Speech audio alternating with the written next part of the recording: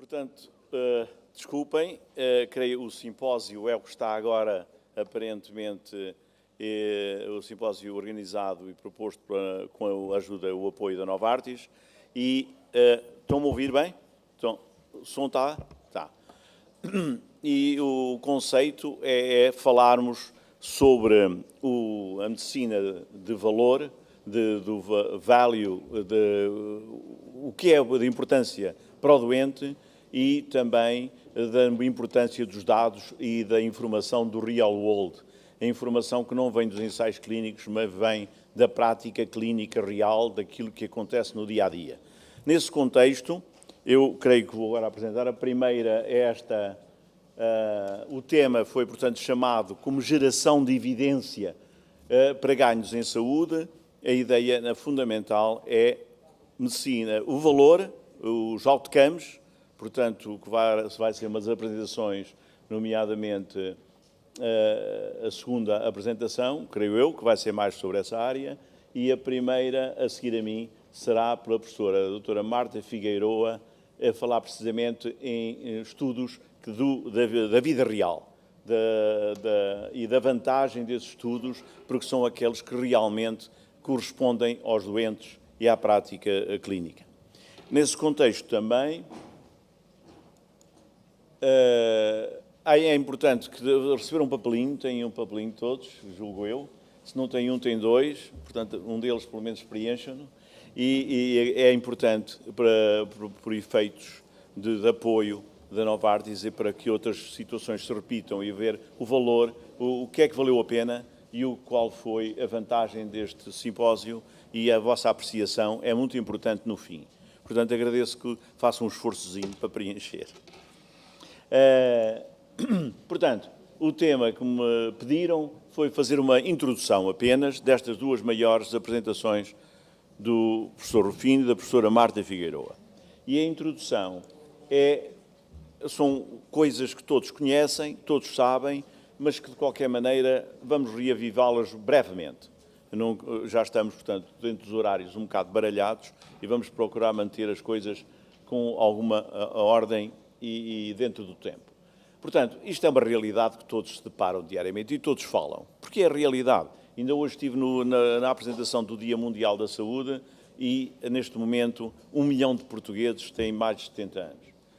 Quer dizer, já é uma diferença completamente de todo o paradigma de cuidados de saúde, e isto é aumentar a idade. As mulheres têm uma média de vida em Portugal de 83,3 e os homens de 78, qualquer coisa. Portanto, cada vez há mais doenças crónicas, cada vez há mais pessoas envelhecidas, cada vez há uns cuidados de saúde diferentes. E esse é o desafio. Outra coisa que também é interessante lembrarem-se, alguns já não conheceram, outros é aquela que conheciam melhor. Na década de 80, o oftalmologista tinha uma profissão liberal,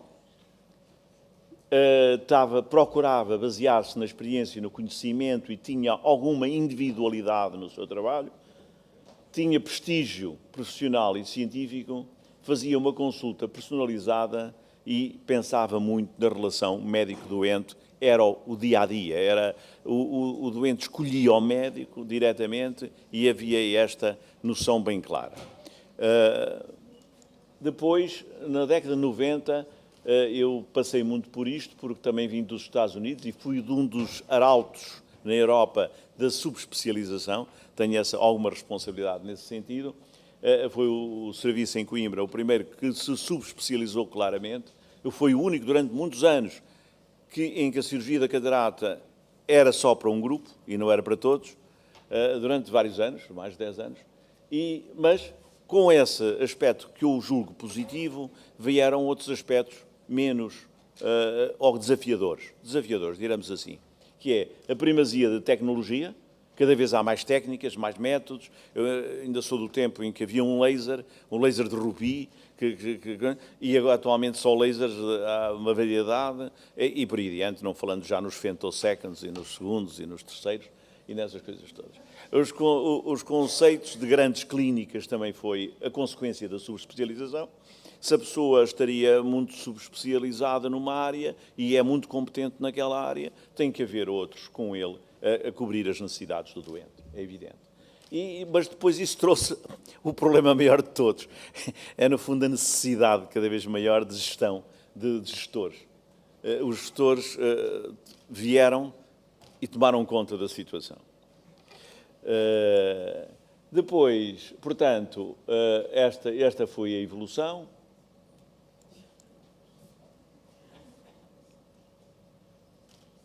O doente tem que saber o número de consultas, e é número, é outra coisa. Depois passou por uma fase pior, de alguma maneira, porque passou-se a falar em números.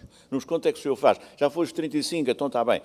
Se fizesse só 30, já não fez o seu trabalho como devia ser.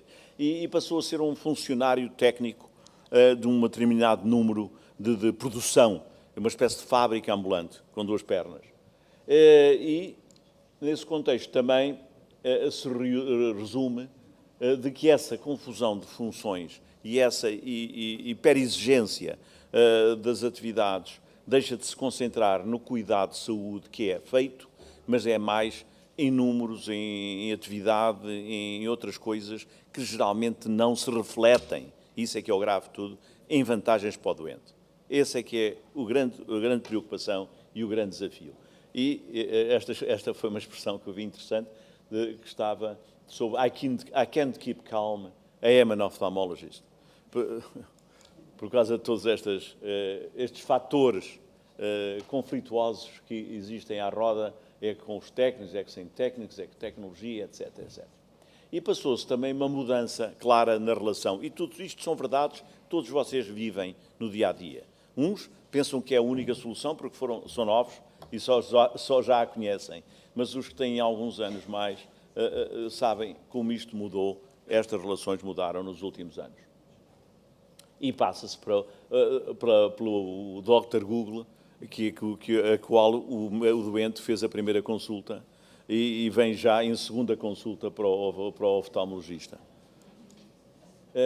E depois verifica se o médico, na verdade, está de acordo com o que vem na internet.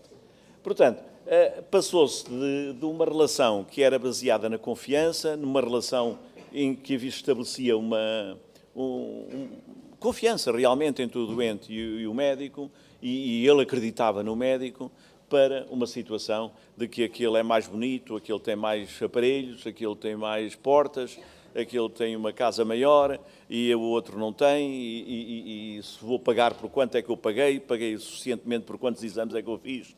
Se fiz 10 exames, paguei bem, se fiz só um, olha que maçada, gastei este dinheiro todo para nada. Bom, é esse tipo de problemas que é atualmente a realidade. Entretanto, houve uma contribuição importante do Michael Porter, da escola de Harvard, que é o que é que interessa ao doente. Interessa, acima de tudo, que o que lhe foi feito, o tratamento que lhe foi atribuído e que foi escolhido, tenha valor para o doente. O doente tire proveito real, fique melhor, fique a ver melhor, fique em melhores condições de visão, as possíveis da doença dele, mas que tenha a melhor solução técnica possível, mas fique bem tratado. E não que tenha sido um de 50 em vez de um de 30. Se for um de 50 e for muito bem tratado, ótimo. Mas é muito mais importante que seja muito mais bem tratado do que ser maltratado entre 50 ou entre 40 ou 60. E essa ideia de valor é que é o que foi introduzido por Michael Porter. O que não se deve pensar é não que foram feitos quantos, que se atenderam tantos doentes, mas sim que se deve o que é que o doente ganhou, qual foi a vantagem para o doente e que o doente esteja no centro desta decisão, de alguma maneira, e possa, na verdade, compensar e ter a noção de que isso foi bom para ele. Ainda neste contexto também é o mesmo tipo de problemas, porque a situação atual na saúde, como sabem, é baixar os custos através do número, é a negociação arrastada de preços da inovação, é as opções de doentes serem restringidas, é um racionamento, no fundo, da medicina, para que se chegue a maior número da população, e tudo sempre à roda de números. é acabar um bocadinho com este paradigma. Porque não há, na maior das situações, em muitas situações pelo menos, não maior não, mas em muitas situações não há valor criado real para o doente. Pelo menos não está no centro dos objetivos. Como é que se cria valor em saúde? Princípios. Já os disse, vou só revê-los muito rapidamente, já termino. Foco no valor para o doente, não na redução de custos, porque se o doente for bem tratado, não vai precisar de tratamentos a seguir tantas vezes, vai ser resolvida a situação dele mais eficazmente, acaba por haver redução de custos dessa maneira, mas não redução de custos em números direta, competência baseada nos resultados, e começa a surgir aqui a palavra resultados, que é os outcomes, que é o que é que o tratamento, a que é que levou o tratamento, qual é o resultado, qual é a visão, qual é o campo visual, quais são as condições do doente de fazer a sua vida, nomeadamente ser independente, poder guiar, poder fazer a sua vida como pessoa independente, que no fundo é isso que interessa. Há o tal círculo virtuoso, que há sempre círculos virtuosos atualmente em tudo, mas enfim, na condição médica, que implica várias situações, mas fundamentalmente aqui lembrar uma coisa que é outra noção que eu gostaria que possivelmente irá ser tratada e trará o problema da real world, é os dados. Os dados que se registram, os dados que se põem no registro eletrónico, os dados que se tiram do doente, a informação que vai ser importantíssima e é também o futuro para podermos obter melhores padrões de tratamento e melhores exigência na qualidade do que se faz. Uma slide mais sobre outra que eu considero muito importante é esta, pelo menos vamos lê-la. O Real World Data é dos estudos que são feitos com os resultados da prática clínica do dia-a-dia, é muito diferente dos ensaios clínicos. Terem isso bem presente, os ensaios clínicos é a situação ideal, é para provar que um medicamento não é perigoso, é para provar que o medicamento é mais efetivo, mas nunca é uma população escolhida, é uma população muito bem definida, não é aquilo que temos no consultório e não é aquilo que na maior parte dos doentes surge e acontece. Portanto, serve como referência, sem dúvida, e merecem toda a atenção e são importantes para o conhecimento, mas não são aqueles que dão mais informação para o trabalho do dia-a-dia. E é estes diversos estudos que podem ser feitos e que são complementares. Portanto, o que pode ser feito para conseguir sistemas de saúde baseados em resultados? Garantir que os decisores compreendam o conceito é fundamental, e isto é fundamental, é preciso, os decisores, estamos a falar de políticos, administradores, gestores, indivíduos que querem resultados e que querem resultados para eles, são resultados económicos, não estão a pensar no paciente em primeiro lugar, porque não foram treinados para isso.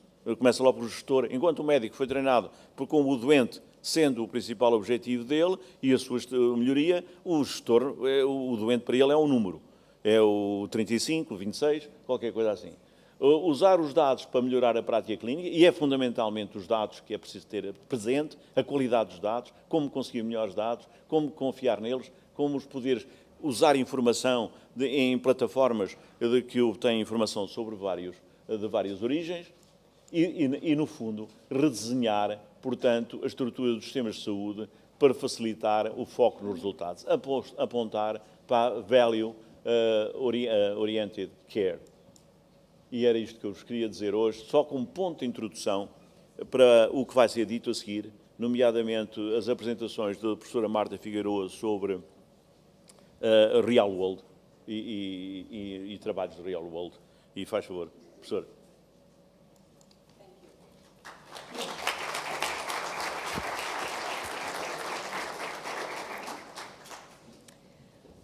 Muchas gracias. Y cuánta razón. Bueno, yo les voy a hablar primero, mi primera presentación es sobre los resultados de un estudio multicéntrico realizado en España, que es el estudio INEYE, los resultados a 12 meses en degeneración macular asociada a la edad. Y después les voy a presentar los resultados de práctica clínica real en distintos estudios. El estudio INEYE es un estudio en fase 4 multicéntrico Para evaluar la eficacia y la seguridad de la inyección de ranibizumab en degeneración macular asociada a la edad naive, comparando Treat and Extend con inyecciones bimensuales versus PRN. Se han incluido 31 centros y aquí pueden ver a los 31 investigadores principales del estudio. En este estudio se distribuyeron de forma randomizada los pacientes en 3 brazos. En el primero los pacientes siguieron un régimen PRN, prorrenata con seguimiento mensual. En el segundo se realizó tratamiento Treat and Extend con periodos de extensión de 2 semanas hasta un máximo de 10 semanas. Y en el tercero se realizaron inyecciones cada 2 meses a lo largo de este primer año. En los 3 grupos se inició el tratamiento con 3 dosis de carga, administradas con un tiempo de 1 mes entre ellas. Los criterios de retratamiento fueron la pérdida de 5 letras de visión, la presencia de nuevas hemorragias en el fondo, la persistencia o recurrencia de líquido dentro o debajo de la retina o la fuga en la angiografía con fluoresceína. Se incluyeron 306 pacientes y en el análisis por protocolo que les presento se reduce esta cifra a 238, es decir, el 77% de los incluidos en el estudio. Son aquellos que cumplieron todos los criterios del protocolo. La distribución fue de 76 ojos para el grupo de PRN, 71 para Treat and Extend y 91 para el bimensual. Las causas de discontinuación de pacientes fueron efectos adversos a la droga, violación del protocolo, pérdida de seguimiento, retirada del consentimiento, muerte u otras causas. Vamos a estudiar primero las características basales. No encontramos diferencias significativas entre las características demográficas basales, con una media de edad de 77 años, la mayoría mujeres y la mayoría de raza caucásica. No encontramos diferencias en las características de fondo de ojo basales, encontrándose atrofia geográfica en un 16% de los ojos y fibrosis en un 9% de los ojos, sin diferencias, como he dicho, entre los distintos brazos. No encontramos diferencia en cuanto a los tipos angiográficos de lesión, siendo la lesión fundamentalmente oculta y en la mayor parte de los casos de localización subfoveal. El tiempo medio desde el diagnóstico al tratamiento fue inferior a 1 mes, sin diferencias significativas entre los distintos brazos. Y ahora vamos a evaluar la eficacia. Primero, los resultados funcionales. Pueden observar aquí las agudezas visuales basales, la media es 57,5 y no hubo diferencias significativas entre los distintos brazos a nivel basal. Las agudezas finales al final de este año fue de media 64,7, sin diferencias significativas entre los distintos brazos. Se produjo un incremento medio de 8 letras en el grupo de PRN, 6,4 en el brazo 2 de Treat and Extend y 7,2 en el brazo 3, que es el brazo de inyecciones bimensuales. Aquí pueden observar los cambios en la agudeza visual. Se produjo mejoría significativa de agudeza visual con respecto a la basal en todos los brazos y en todas las visitas de cada uno de los brazos. Como pueden observar aquí, las mejorías de agudeza visual acontecen fundamentalmente después de las 2 primeras inyecciones. Esta es la mejoría después de la primera inyección y esta es la mejoría después de la segunda inyección, para después continuar de una manera más estable, no encontrándose diferencias significativas entre la visita 4, es decir, al mes de la segunda inyección, y la visita 14 al final del seguimiento. No encontramos diferencias significativas entre los brazos en cuanto a las mejorías de 30 letras, 15 letras, 10 letras y 5 letras. Se alcanzó una visión final igual o superior a 73 letras en el 38, 33 y 46% de los casos en cada uno de los grupos, sin diferencias significativas entre ellos. Otro dato importante es la pérdida de agudeza visual. no encontramos diferencias significativas en cuanto a la pérdida de 15 letras, 10 letras y 5 letras entre los distintos brazos. En cuanto a los hallazgos anatómicos, observamos que tras la dosis de carga se produce una reducción significativa del grosor de la mácula en todos los grupos con respecto a la basal y sin diferencias significativas entre ellos. Fíjense que, al igual que ocurría en la agudeza visual, la reducción más importante del grosor acontece tras la primera y la segunda inyección, para después prácticamente mantenerse estable. Aunque en esta gráfica observan que el grosor en el grupo de inyecciones bimensuales era un poquito mayor, es decir, se redujo menos el grosor, estas diferencias entre grupos no fueron significativas. En cuanto al número medio de inyecciones, en el grupo PRN fue de 7,4, en el de Treat and Extend 9,3 y en el de las inyecciones bimensuales 7,3. De tal forma que había una diferencia significativa entre Treat and Extend y los otros dos brazos. Más Treat and Extend que PRN y más inyecciones en Treat and Extend que en el bimensual. En cuanto al número de visitas, medio fue de 13,6 en el PRN, 10,4 en el Treat and Extend y 8,6 en el bimensual, habiendo aquí diferencias significativas entre todas las comparaciones. El mayor número de visitas fue en el grupo PRN, seguido de Treat and Extend y el bimensual en último lugar. En cuanto a la progresión de la atrofia en este año de tratamiento, observamos que no había diferencias significativas entre los grupos. Ocurrió en el 33% de los pacientes y tampoco observamos diferencia cuando comparamos la presencia o ausencia de desprendimientos del epitelio pigmentario de la retina en condiciones basales. En cuanto a las complicaciones oculares, solo destacar la aparición de 4 endoftalmitis, todas en el mismo grupo Treat and Extend, pero en diferentes centros, lo cual hace un total del 0,2% de las inyecciones. A nivel sistémico, nada especial a destacar y sin diferencia entre los grupos. Pero decidimos hacer un subanálisis. Como les he mostrado, los cambios más importantes en visión acontecen al mes de la segunda inyección, es decir, tras las 2 primeras inyecciones. Entonces, decidimos analizar si los cambios anatómicos encontrados tras la segunda inyección nos podían ayudar a determinar cuál era el mejor tratamiento para ese grupo. Y dividimos a los pacientes, después de la segunda inyección, en aquellos que presentaban fluido y en aquellos que no presentaban fluido.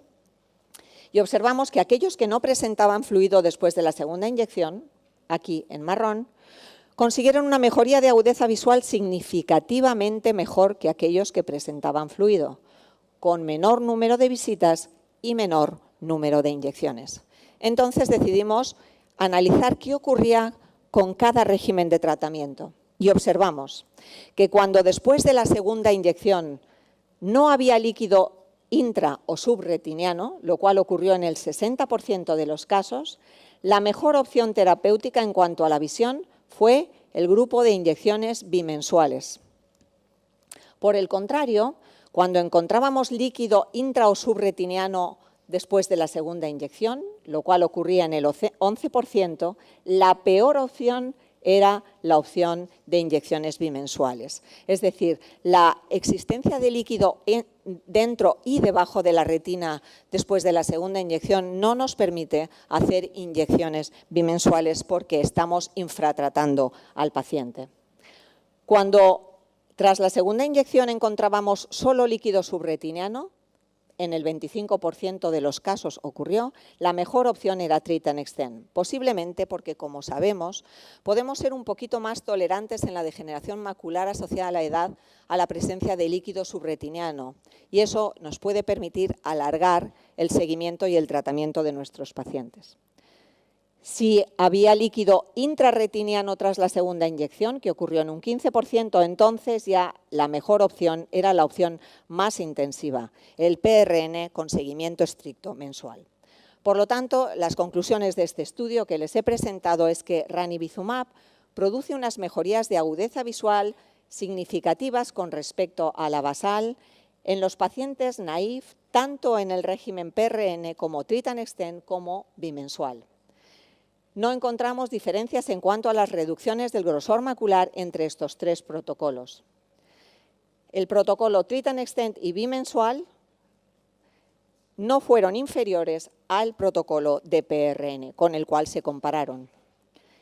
Las inyecciones bimensuales fueron las que menos molestia produjeron a los pacientes porque tenían que desplazarse menos veces a la consulta seguidas del Treat and Extend, mientras que el número mayor de visitas lo tuvieron que realizar aquellos incluidos en el brazo PRN. El protocolo bimensual fue la mejor opción terapéutica cuando no encontrábamos líquido intra o subretiniano tras la segunda inyección, en el 60% de los casos, y la peor cuando existía líquido intra y subretiniano tras la segunda inyección. Y de nuevo quiero agradecer a los investigadores de este estudio por su participación y su seria colaboración en el mismo. Y ahora voy a pasar a hablarles en mi siguiente presentación de práctica clínica real. He tenido la suerte de poder formar parte del Steering Committee del estudio Luminous y gran parte de esta presentación se basa en los resultados del Luminous a nivel global y su comparación con los resultados en España. Pero los estudios de práctica clínica real son muy útiles para evaluar qué está ocurriendo puertas afuera. Los ensayos clínicos son intervencionistas y comparativos, y los resultados de práctica clínica real son observacionales e incluyen muchos casos fuera de indicación. En los ensayos clínicos, los criterios de inclusión están perfectamente definidos, así como los de exclusión, y en los estudios en práctica clínica real, los criterios son muy variados.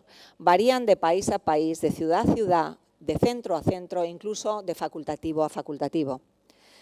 Los ensayos clínicos tienen un gran valor interno y son esenciales para la aprobación de un fármaco por parte de las autoridades. Los estudios en práctica clínica real son muy importantes a nivel externo porque nos sirven para saber qué estamos haciendo y si lo hacemos bien. Hay ya muchos estudios en práctica clínica real de degeneración macular asociada a la edad, más de 100 estudios.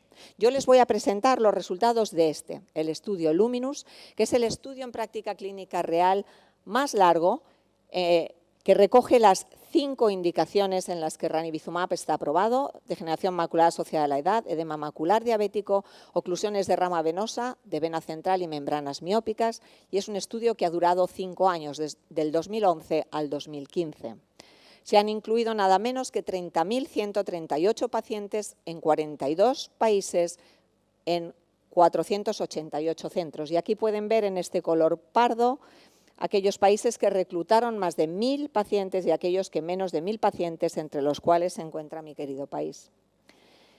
Es muy importante los resultados de los estudios en práctica clínica real porque nos permiten identificar cuáles son exactamente los factores que pueden ser mejorados en el manejo de los pacientes y así como saber cuáles son los factores que están influyendo negativamente en estos resultados. Como les he dicho, el estudio Luminous ha incluido 30.138 pacientes, es el más numeroso, seguido de Ocean con 5.606 pacientes. Bien, y aquí empiezan las comparaciones entre España y Global. España reclutó el 1,4% del total de los pacientes reclutados por degeneración macular asociada a la edad. Pero yo me voy a centrar ahora en los pacientes naïf, que son los más importantes. También reclutó el 1,4%, ocupando la 13ª posición. A nivel global se reclutaron 6.241 pacientes naïf con degeneración macular asociada a la edad y en España 88. El seguimiento al año fue de 3.317 a nivel global, 63 en España.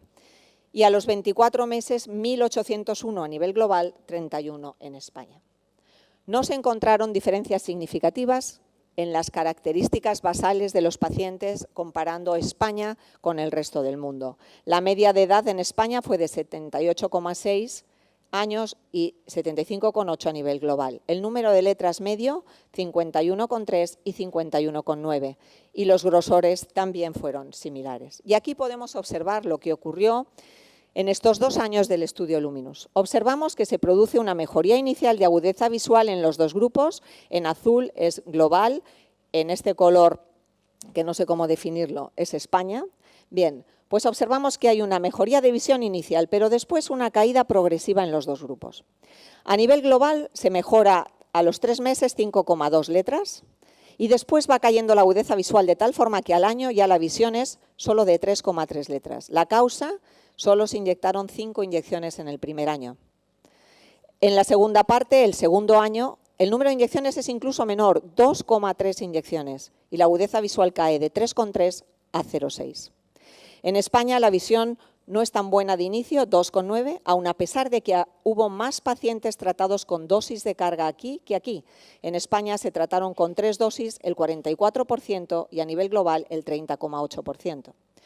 Fíjense que esta mejoría inicial va cayendo y al año hay menos 2,6 letras con respecto a la basal, con un número de inyecciones medio de 4,6.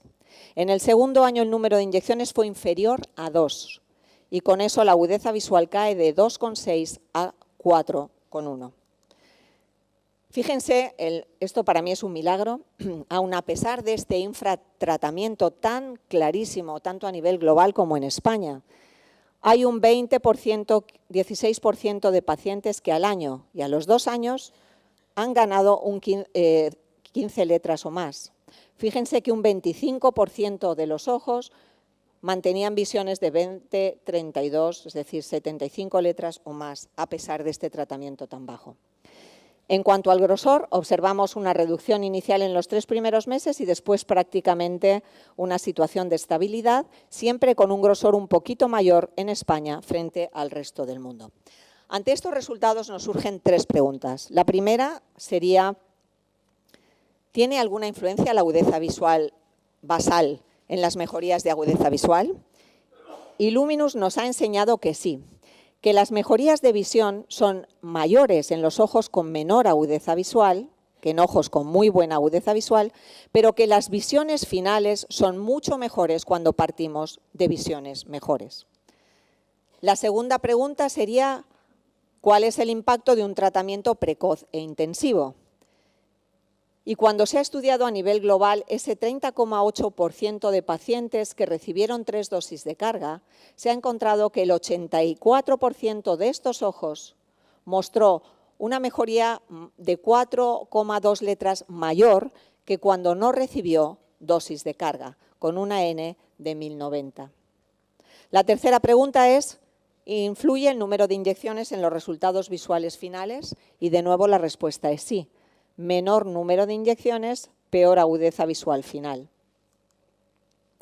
Aparte del estudio Luminus, hoy en día se han publicado y se han presentado resultados de otros estudios en práctica clínica real de los que luego nos van a hablar, como es el Fight Retinal Blindness, que es un registro de pacientes que comenzó en Australia y que se ha extendido a muchos países del mundo. El número de pacientes que en febrero del 2017 estaban incluidos en este estudio eran el número de tratamientos 118.000, 8.000 ojos de 7.000 pacientes. Y aquí podemos tener los resultados. El grupo de ranibizumab incluyó 197 pacientes.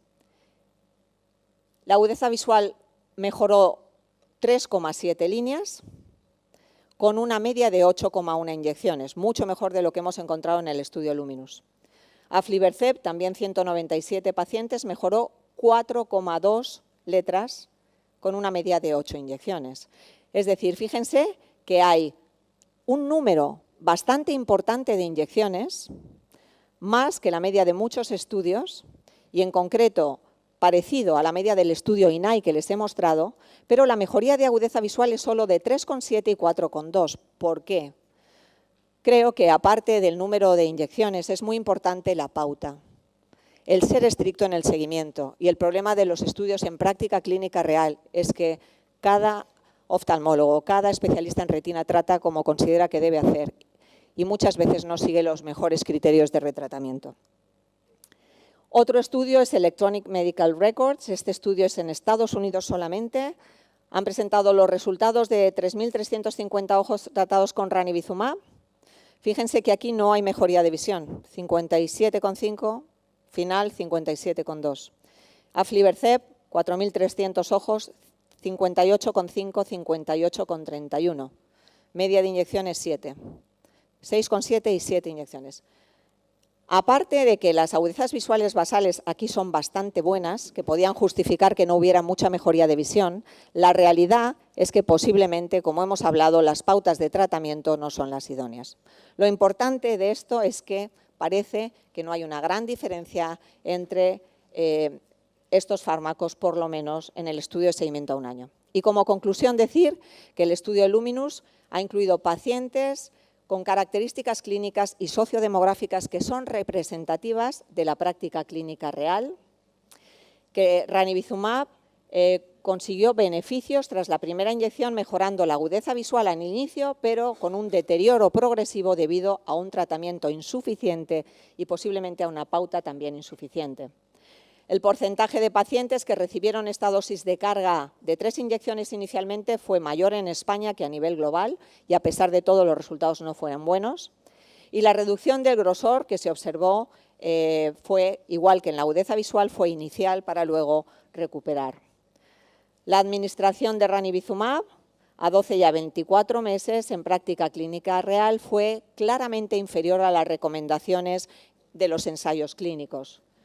Tal vez los resultados se pudieran mejorar incrementando el número de inyecciones, pero además haciendo un seguimiento mucho más riguroso. Los resultados en práctica clínica real hasta este momento no parece que muestren una gran diferencia, por lo menos a seguimiento a un año, entre los pacientes tratados con ranibizumab y aflibercept en la degeneración macular asociada a la edad. Muchísimas gracias por su atención. Depois desta excelente apresentação, doutora Marta Figueiroa, eu vou falar sobre a evidência da prática clínica real, que temos as mais importantes, a importância destes dados, que resultados é que nos aportaram mais recentemente. Depois vou falar muito brevemente sobre o ISHOM e, por último, sobre a base de dados Retina-PT. Como dizia a professora Marta e o professor Cunha Vaz, também o que vem dos ensaios clínicos nós não conseguimos replicar na vida real. Para vos dar uma ideia, temos ali que um ganho de 1,9 a 2,9 letras, na maior parte dos estudos, dos estudos que vêm da vida real, comparado com 10, 12 letras, mas também a média de 5 injeções nestes estudos, porque há centros onde era muito menos, isto são resultados ao fim de um ano, comparados com 12 injeções por ano. Portanto, é totalmente diferente. E isto porquê? Porque os estudos randomizados é um ambiente estéril, em que os doentes são selecionados, o estudo é randomizado, há um braço de controle, o que não há nos doentes que nós tratamos. Os critérios de inclusão são muito estritos e nós depois alargamos os critérios de inclusão. Os critérios de exclusão, igualmente. Portanto, nós excluímos, se calhar, doentes em que não há qualquer viabilidade de recuperação apenas, mas não excluímos doentes, por exemplo, em que a lesão é superior a 50%. A hemorragia, por exemplo, é superior a 50% da lesão. Nós também tratamos esses doentes. A duração do estudo é limitada, temos 1, 2, 3 anos, no máximo, e os outcomes que estamos a avaliar são estreitos. Estamos a ver a eficácia ao longo de um ano, a eficácia ao fim de 2 anos. Dizemos alguma coisa de segurança, mas os dados de segurança não são para... Dizem que, de facto, não há eventos adversos muito graves, mas o número não chega para tirar conclusões. Bom, que bases é que temos? Eu vou falar das 3 mais importantes bases de dados. O FRB é o Fight Retinal Blindness, é da Austrália, Nova Zelândia, Suíça, neste momento, e nós vamos fazer a ligação a esta base através da base de dados Retina-PT. Isto permite, vou-vos mostrar alguns resultados, são de estudos que estão publicados no Ophthalmology e em outras revistas, e este é o seguimento durante 7 anos, e chamo a vossa atenção para o número de injeções e para o número de injeções em cada ano. A média é 5, 6 por ano, e que esta é a linha de base, e vejam que ao fim de 7 anos, ao contrário do 7-up e quase todos os reportes que aparecem, com exceção de 1 ou 2 estudos, há um em que eram injeções mensais e que é superior, os doentes ainda estão a ganhar visão. Portanto, ao fim de 7 anos. E, com os dados incluídos nesta base de dados do FRB, foi possível avaliar que estes doentes, a perda de visão, é devido ou a fibrose ou a atrofia. Isto não diz que a atrofia é devido ao tratamento, diz que a perda de visão é devido a fibrose ou atrofia. Eu, pessoalmente, prefiro perder visão se estiver neste grupo por atrofia do que por fibrose. Normalmente perde-se mais tarde. Não é? Mas durante 7 anos, portanto, estes casos são os que perderam visão significativa, mais de 10 letras. Portanto, é uma informação que só se consegue da observação da prática clínica real. Este é um outro estudo publicado em que mostra que não há diferença ao fim de um ano entre a aflibercept e ranibizumab no tratamento da deficiência macular relacionada com a idade. E, portanto, o mesmo número de injeções, o mesmo ganho de cuidado visual. Este é um outro estudo, do McGillis também, que é a pessoa que está à frente da base do FRB, em que compara em treatment extend o ranibizumab e o aflibercept. O estudo é treatment extend, o protocolo é semelhante para os dois. E vejam que os resultados também não há diferença significativa. Portanto, o que temos é um ganho de 7,1 para o ranibizumab, 4,9 para o aflibercept e com o mesmo número de injeções. E, portanto, a diferença não é significativa. Isto são dados da vida real. E, pondo os dados numa base, é possível responder a várias perguntas e que são muito importantes para a nossa prática clínica. E aqui, estes são resultados que o FRB, alguns dos que ele já publicou, qual é o melhor regime de tratamento, por exemplo. Eles chegam à conclusão que o treatment extend ou o regime fixo são os melhores. Chegam à conclusão através dos dados da vida real. Ou fixo ou treatment extend, nada de PRN. Qual é o tempo que demora a inativar uma membrana em média? Só através portanto, nenhum estudo que faça um ano de seguimento, randomizado, etc., vai conseguir responder a essas perguntas. O switch melhora a visão? Vale a pena estar a fazer switch? Os resultados publicados dizem que não. Portanto, pode melhorar a espessura, mas a visão fica igual. E resultados de longo termo, como vimos por aqui, por exemplo, mas há mais publicações e há respostas a mais perguntas. O grupo inglês tem o Medisoft, que é um programa que, por exemplo, que existe em Coimbra também, e que não é só para a retina, portanto, dá para a cirurgia refrativa, dá para tudo. Foi construído por 2 irmãos, um oftalmologista e o outro ligado à informática, e neste momento está em 20 centros em Inglaterra, e permitiu coisas fabulosas, com a única diferença foi que meteram lá os dados. E eu vou falar só das da oftalmologia. Por exemplo, isto são resultados de 3 anos, e vocês veem que o número de injeções em Inglaterra, 5,44, é inferior ao da Austrália, mas também os ganhos em visão também são ligeiramente inferiores. Mas mesmo assim, ao fim de 3 anos, quase 1/3 dos doentes ainda estão com visão de condução, o que é excelente. Mas é possível fazer melhor do que isto.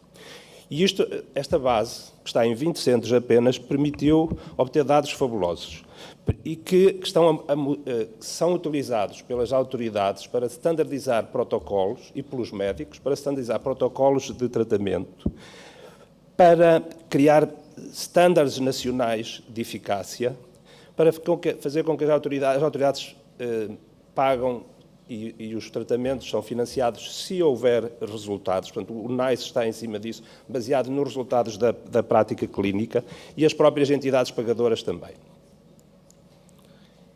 Nos Estados Unidos fez-se uma coisa fabulosa e esta é a maior base de dados de alguma especialidade médica nos Estados Unidos, médico-cirúrgica nos Estados Unidos, a maior atualmente, que é a IRIS, ligada à Academia Americana, e fizeram uma coisa muito simples, que é, porque os registros têm que ser todos informados nos Estados Unidos, foi criar uma ferramenta intermédia que traz os dados dos outros registros mediante a aprovação dos médicos e, portanto, os dados são drenados para uma base de dados central, os dados neste caso, para a degenerescência macular relacionada com a idade, neste caso os dados também de tudo o que for tratamentos intravítreos. E tem, por exemplo, começam a publicar, e tem muita coisa publicada, a doutora Marta Figueiroa falou em alguns dos resultados, e vocês veem, por exemplo, aqui para definir ou saber como é que nos Estados Unidos se trata, por exemplo, a neovascularização miópica.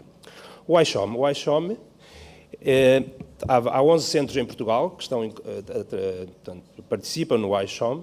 O ISHOM está neste momento a criar as ferramentas todas e portanto, é este ano que se começa a introduzir dados. Qual é o objetivo? O objetivo é registar os dados, seguir os doentes, é na catarata e na deficiência macular relacionada com a idade. A grande diferença aqui o que é? O professor Cunha Vaz mencionou muito bem. É muito fácil eu dizer, eu pago se melhorar a visão, pago mais se melhorar 7 letras, mas isso para o doente, ou por reduzir a espessura a 300 micros. Para o doente não conta nada. Isto inclui um Patient Report Outcome, os PROMs. O doente responde a um questionário em casa, independentemente de se melhorou ou se não melhorou. O que é que aquilo melhorou? E as perguntas estão... É um questionário que está validado em vários países portanto, a eficácia não é só comprovada pelo número de letras ganhas, por redução da espessura, etc. Vou-vos dar um exemplo do número de letras ganhas e como as coisas podem ser mal percebidas.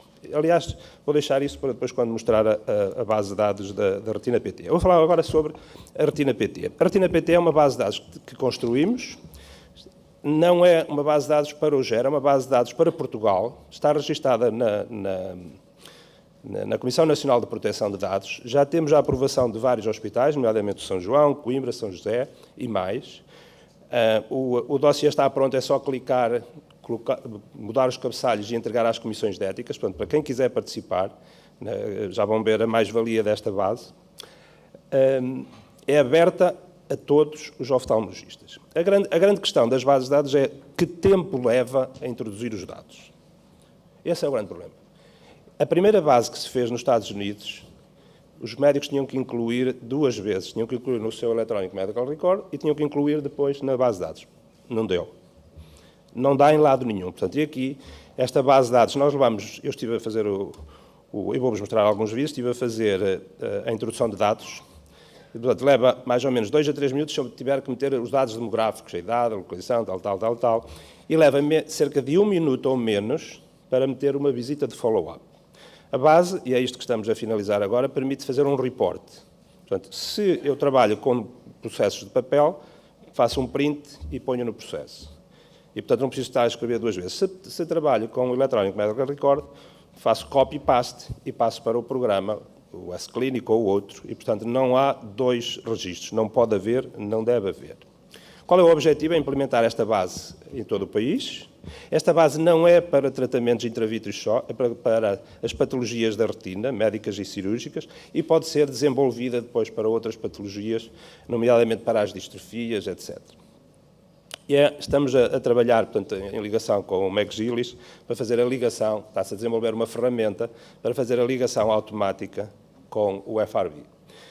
Um ponto importante aqui é que cada investigador é dono dos seus dados. Mais ninguém tem acesso aos dados de cada investigador. Só são partilhados se o investigador deixar e são partilhados através da base se o investigador deixar. Portanto, não há... Isto é um exemplo que eu vou apresentar. Portanto, em tempo real, eu estou a incluir os dados de uma visita de follow-up. Não pus o primeiro para não demorar os tais 2 a 3 minutos, mas vocês veem que é muito simples. Portanto, os dados... Muito fácil, aqui as cirurgias, escolher o tratamento. Depois posso pôr aqui comentários, por exemplo, se quiseres ver atenção ocular ou se há alguma coisa, posso também escrever. Dados secundários, a cuidado visual foi corrigido ou não, com correção ou não. Se tem edema macular cistoide, se tem descolamento neurosensorial, só fazer clique, clique, clique. Isto é tempo real. E a cuidado visual para perto. Os acontecimentos adversos, se há, portanto, posso escolhê-los e fica tudo registado e, portanto, depois a seguir sai um output. Isto é uma ferramenta que está feita e que pode ser usada. E a percentagem, lembram-se do Mike Gillis, dos meus doentes, não sei quantos % secaram foi por, ou perderam a visão, foi por atrofia. Portanto, aqui ficamos a saber exatamente porquê. E podemos incluir imagens também. Podemos a dizer que, por exemplo, o grupo de Inglaterra incluiu imagens, incluiu imagens, neste momento está a trabalhar com a Google, porque tem cerca de 4 milhões de imagens de OCT, para fazer um deep learning para classificação dos OCTs de maneira automática. Este é o report que sai de um doente, portanto, este é um doente, por exemplo, que tem estes anos todos de seguimento, tratamento, consulta, número de dias de seguimento, follow-up, 20 consultas, ou 7 foram de consultas, 13 de tratamentos, o intervalo entre os tratamentos, 109 dias, o intervalo entre as consultas, 203 dias. Se fizermos tratamento e consulta no mesmo dia, conta como tratamento. E temos depois a curva da acuidade visual e a curva da espessura. Isto sai com a distância de um clique. Agora, eu posso querer avaliar dados em conjunto. Vocês reparem, aqui de acordo com a acuidade visual inicial. Os doentes que começam com baixa visão melhoram. Estes aqui melhoram. Os doentes que começam com visão de condução têm tendência a perder visão, mas terminam melhor que os outros. Isto é um dado importante. Quer dizer, isto é da vida real. São os doentes que fomos metendo na base. E nós assim sabemos em cada momento o que é que estamos a fazer e como é que aquele doente está a evoluir. Se quiser saber quantos tratamentos fiz no primeiro ano, no segundo, no terceiro, isto é tempo real também, eu estou a fazer a pesquisa em tempo real. Ou se fiz loading dose ou se não, eu faço loading dose. Não, se eu tenho um tratamento 0,3 nos primeiros 3 meses, que raio de loading dose é este? Portanto, e se eu quiser saber quantos doentes é que eu tenho com cegueira legal, quantos doentes é que eu tenho com visão de condução em cada momento, a percentagem, o número, eu posso ter estes dados com o número real ou com o Last Observation Carry Forward e, portanto, é só carregar no clique em cima. Saber a percentagem de doentes que estão a melhorar, este é o global, este é depois de acordo com a visão inicial. E, portanto, temos estes dados todos em tempo real. Este é o grupo total de doentes, mas eu posso selecioná-los para ver as tendências. Por exemplo, vou pôr só os doentes que começaram com boa visão. Veem que têm mais tendência a perder, o que é normal, ou os doentes que começaram com pior visão. É fácil de ganhar. Portanto, se eu quiser ficar num grupo bom, eu pego nestes, que têm começam com 1/10 ou menos. Isso, os meus doentes melhoram todos, mas coitadinhos, quer dizer, a avaliação não pode ser feita assim. Portanto, isto falei sobre as bases de dados. Que dados é que nós podemos obter? Já vimos os do McGill, do FRB, já vimos os do grupo do UK. Há respostas que só podem ser dadas, a maior parte delas, pelos dados da vida real. Por exemplo, o risco de reativação tardia de uma doença, só pondo os dados e depois avaliando longas séries é que sabemos. Saber, por exemplo, como é que evolui o segundo olho quando é afetado no longo termo. Qual é o risco de ruptura de catarata? Já se sabe que é maior, por exemplo, o risco de ruptura capsular na cirurgia de catarata já se sabe que é maior em doentes que estão com injeções. Isto são dados tirados das bases de dados. E, portanto, o seguir estes doentes permite avaliar dados, por exemplo, de segurança. E se as bases se juntarem, os dados de segurança então são reais. Vou tentar acelerar então por causa do tempo. Se juntarmos as bases, primeiro, para juntar as bases é preciso que haja consenso sobre os outcomes que devem ser analisados e a forma como devem ser analisados. As bases ligam, como nós vamos ligar ao FRB, ao Machine Learning, do grupo de UK, por exemplo, e as autoridades vão começar a fazer, e os Estados Unidos já estão a fazer, portanto, o FDA está a estudar isso, tentar substituir os fase 4, em alguns casos, por os dados da prática clínica real. Que resultados é que temos até agora que são importantes da prática clínica real? Há uma disparidade com os ensaios. Os doentes que fazem loading dose têm melhores resultados. Aqueles que fazem um alto número de injeções têm melhores resultados, sem dúvida. Os que começam com melhor acuidade visual terminam melhor, e este é um dado muito importante. Portanto, um serviço não pode ser bem avaliado se só recebe doentes com 1/10. Os regimes de fixos ou de treat and extend são melhores. Há resultados semelhantes entre o aflibercept e o ranibizumab. Não há melhoria da acuidade visual com os switches e a perda de visão. Estes são os dados. Eu termino aqui.